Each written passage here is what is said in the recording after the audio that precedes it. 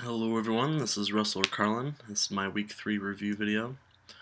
And for this week we just went over we revised our prototype, made a new one, and then um, went out and tested it again on the people that we previously tested just to see if we had our pain points solved.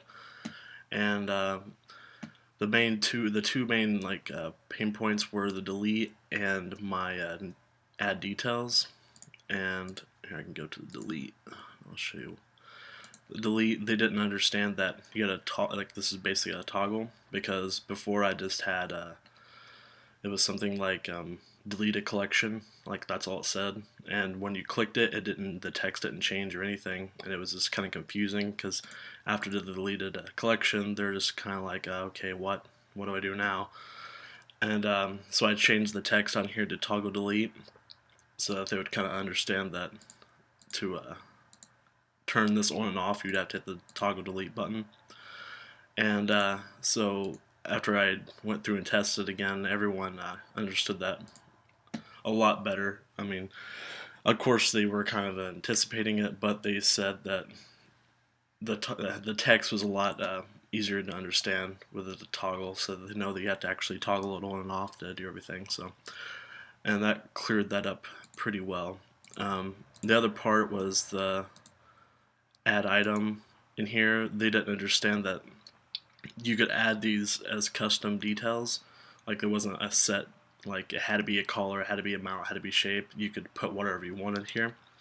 So I changed the names so that it actually had a kind of corresponded to whatever the value was, and that I changed the text of the button to new custom detail instead of just new detail.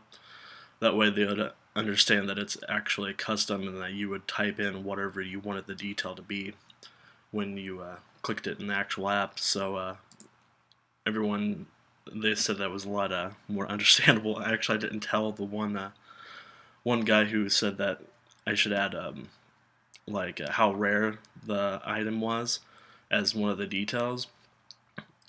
He suggested that, and I didn't actually tell him that it was supposed to be custom detail, and I just changed the text, and he went through it again, and he was like, "Oh, this is supposed to be like you can just type whatever you want this to be in there," and I was like, "Yeah, that's that's what it was." So he picked up with it without me even having to explain that it was supposed to be a custom detail. So that works a lot better now. So after all, I mean, it ended up that I probably wouldn't have caught the delete button, confusion, and the details confusion. I probably wouldn't have caught that, and if this was like an app that I was, putting on the store, I would have just put it on there, and that would have probably caused a lot of issues, and people would have been very confused and everything like that. So it actually turned out to be very, very good that you do these tests beforehand just to see that people can use your apps very well.